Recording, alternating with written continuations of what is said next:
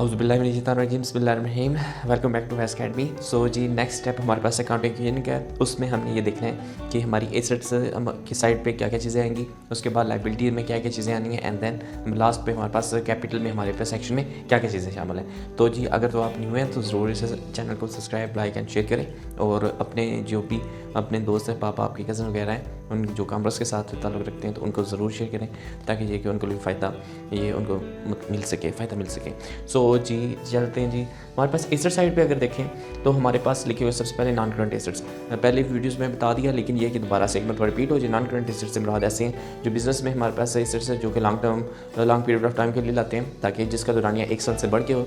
For example अगर आप example में देख रहे हो तो बिल्डिंग है, बिल्डिंग हम हर रोज़ नहीं खरीदते। हमने ये नहीं करना होता कि एक दिन खरीदते, अगले दिन नेक्स्ट डे बेच दी, फिर अगले दिन खरीदी, ऐसे नहीं होता। साल तकरीबन कम से कम उसके 5 से 10 या 20 साल तक उसके बाद हम चेंज करने पड़ते हैं कि अकॉर्डिंग टू नीड, अगर ज़रूरत हो तो।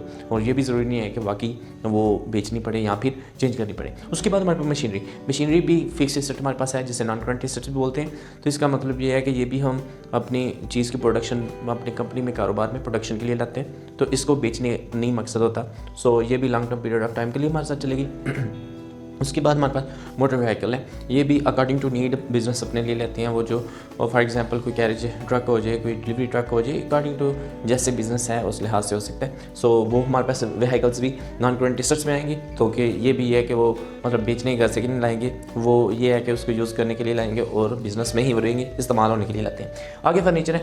फर्नीचर भी आप जैसे जानते हैं कि जो भी चेयर्स हैं, जो भी टेबल्स वगैरह हैं, वो सारे कारोबार में इस्तेमाल होने के लिए आ रहे होते हैं। तो ये भी हमारे पास कभी भी ऐसा नहीं हो सकता। तो जब भी हमारे पास अकाउंटिंग कीजन में वो एंट्री आएगी, जिस वक्त भी वो फर्नीचर की बात करेगी, यानी furniture part, building part, machinery part और motor vehicle part into business are install machinery install etcetera, इस तरह के एग्जांपल्स आएंगे। तो आपने समझ लेना है कि एक्सरसाइज की आपने इसमें इजाफा कर देना है, तो उससे जो है कि आपकी अकाउंटिंग कीजन होगी। इंशाल्लाह नेक्स्ट स्टेप आगे जो है कि आप फर्दर इससे समझेंगे आगे। जिसके बाद हमारे पास एसेट साइड पे करंट एसेट्स हैं। करंट एसेट्स से मुराद है जिसका दौरानिया, जिसको हम एक ऐसे कह लें कि लिक्विड एसेट्स होते हैं, ऐसे जिसको जल्दी जल्दी हम कैश में कन्वर्ट किया जा सकता है, और जिनको मतलब ये कि लेस दैन 1 ईयर और मोर देन कह लें कि हम कह लें कि 1 मंथ हम अपने पास रखते हैं। तो ये है कि हम जल्दी जल्दी इसको कवर करना है, इसके दौरानिया साल से कम होता है। सो जी ये करंट एसेट है, फटाफट हम चेंज करते हैं, यूज़ कर सकते हैं, कन्वर्ट कैश में कर सकते हैं। For example cash in hand, जैसे कि कैश है आपके पास मौजूद है, जो कि आप नेट कैश किसी को पेमेंट करके कोई चीज़ खरीद सकते हैं। उसके बाद कैश बैंक है, अगर कोई पेमेंट करनी है तो आप उससे बैंक से निकलवा के पैसे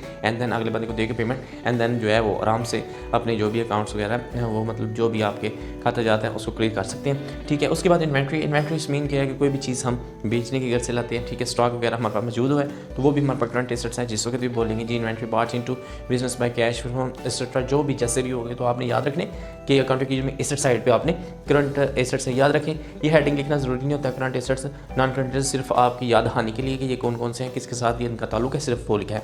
उसके बाद है debts owned by the customer. याद रखें ये कौन से डेट्स हम आपको पता है, कर्जे ओन्ड बाय द कस्टमर। इसका मतलब है कि जो कि जी उधार लिया हो, हमारे जो ग्राहक है जी उन्होंने उधार लिया हुआ है, इसका मतलब ये है हमारे डेटर की वो बात कर रहा है। सो ऐसी कोई बात नहीं है। और ये भी फ्रैंकफुट की जो अकाउंटिंग बिजनेस अकाउंटिंग हम पढ़ रहे हैं उसी में ही सेक्शन में लिखा हुआ है। सो परेशानी वाली कोई बात नहीं, आराम से चीज़ें सिंपल है और बहुत अच्छे अंदाज में उसमें लिखी हुई हैं। तो ये चीज़ एसेट साइड में मज़ीद जो भी चीज़ें आएंगी नेक्स्ट जैसे जैसे हमारा स्टेप आगे बढ़ता जाएगा तो मज़ीद आपको उसमें समझाऊंगा इंशाल्लाह, और आपको समझ आ जाएगी।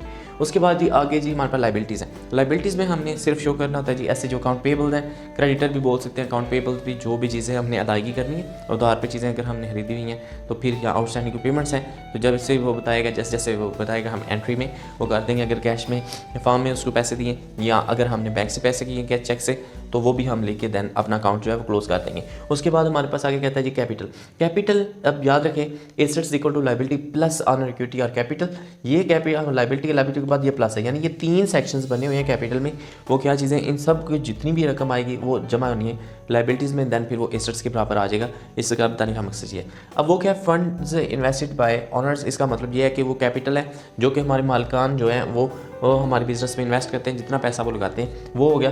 प्लस इसमें करते हैं any profit retain for the use in the business कहते हैं जो प्रॉफिट है, यानी प्रॉफिट एंड लॉस की वो बात कर रहे हैं। यानी क्या जो भी हमारे पास नेट प्रॉफिट होता है, एग्जांपल के तौर पे आपने जिस तरह पढ़ा था ग्रॉस प्रॉफिट के बाद नेट प्रॉफिट आएगा, जिससे हम trading and profit and loss account पिछली वीडियो में आप देख सकते हैं। वो नेट प्रॉफिट यहाँ पे प्रॉफिट एंड लॉस की सूरत में अगर प्रॉफिट हो तो हमने क्या करना होता है, कैपिटल में ऐड करना होता है एंड देन हमारे पास जो रकम आ जाए तो नेक्स्ट हमारे पास जितने भी डिविडेंड्स वगैरह होते हैं, जो भी शेयर्स हमारे देने होते हैं, उनकी तरफ हम तवज्जो करते हैं एंड देन वो पेमेंट कर देते हैं। Is that clear? ये चीज़ें आपने इसको अच्छे तरीके से समझने की कोशिश करनी है। और दोबारा से मैं रिपीट कर देता हूँ, एसेट्स हमारे पास is equal to liability plus earn equity. Assets में हमारे पास दो फॉर्म होती हैं, non current assets, current assets ठीक है। नॉन करंट एसेट्स में मुराद है वो फिक्स जो कि long term period of time यानी 1 साल से जिनका दौरानिया बड़ा होता है, उनको हमने यूज़ करना होता है। उसमें building machinery, motor vehicles and furniture है, यानी ये सारी चीज़ें ऐसी हैं जो कि हमने रोज़ नहीं लेनी होती, हम जिस वक्त एक मरतबा ले लेते हैं एंड देन उसको ऐसे ही रख के आगे यूज़ करते हैं और यूज़ करके प्रोडक्शन में इस्तेमाल करने के बाद आउटपुट लेते हैं एंड देन फिर अगर कभी शादो नादर ज़रूरत पड़ जाए यानी हमने इंप्रूव करना हो तो तब बेचते हैं, अदरवाइज ये बेचने घर से नहीं लाया जाता। उसके बाद हमारे पास करंट एसेट्स है। करंट एसेट्स से मुराद ऐसे हैं जिनको भी हमने इसीलिए लाया होता है कि सिर्फ इस करंट एसेट का मकसद सिर्फ और सिर्फ ये होता है कि ये सिर्फ फटफट जो है वो कैश में चेंज हो जाते हैं, तो इनको अच्छे तरीके से इजीली हम कन्वर्ट करते थे कैश में। इसमें कैश इन हैंड है, कैश एट बैंक है, इन्वेंट्री है, डेटर्स है, और ये है कि इनका दौरानिया कम से कम जो है वो 1 महीना और ज़्यादा से ज़्यादा 1 साल होता है। इससे बाद जो है कि ये सिर्फ ये कि यूज़ हो जाते हैं बिजनेस में, ये लॉन्ग टर्म के लिए नहीं होते। उसके बाद लायबिलिटी से मुराद हमारे पास क्रेडिट वो है जिनको हमने जिससे हमने उधार पे चीज़ें खरीदी हुई हैं, ठीक है। उसके बाद हमारे पास अकाउंट पेबल है, हमने वही अदायगी करनी है, अकाउंट पेबल लिखें, क्रेडिट लिखें, एक बात है। और प्लस आउटस्टैंडिंग एक्सपेंसेस जो होंगे, अकाउंट आउटस्टैंडिंग पेमेंट्स होंगी, उनको भी हम रिकॉर्ड करेंगे। कैपिटल में उसने बहुत अच्छे तरीके से फ्रैंकवुड बुक में बहुत अच्छे तरीके से लिखा हुआ है, वो क्या है, the funds invested bye owners, जो मालिकान कोई पैसे लगाते हैं, यानी वो कैपिटल की बात कर रहा है। Add any profit retain for the business use, हमने प्रॉफिट एंड लॉस रखा होता है इसलिए कि कोई भी नुकसान हो उसको डील करने के लिए हम रखें, लेकिन फ़ायदा जो है वो हमने प्लस करना था कैपिटल में। कैपिटल करने के बाद कहता है any shares of profit paid out of the business और टू ऑनर्स, इसका मतलब है मालिक, यानी कि हम डिविडेंड की सूरत में उनको पेमेंट करते हैं। सो ये चीज़ें सारी जो भी है आप लोग को समझ आई होगी। इंशाअल्लाह ताला कोशिश होगी कि नेक्स्ट स्टेप में आपको मज़ीद आपकी जो मसले मसाइल क्लियर करें। वीडियो ख़त्म करने से पहले आपको एक चीज़ और हिंट दे दूं, जैसे कि आपने पहले स्टेप में देखा है अकाउंटिंग में assets equal to liability plus earn equity, वैसे ही फॉर एग्जांपल ये है, आपने यहाँ पे कैपिटल रख ली, ये लेकर सेम एक ही चीज़ है।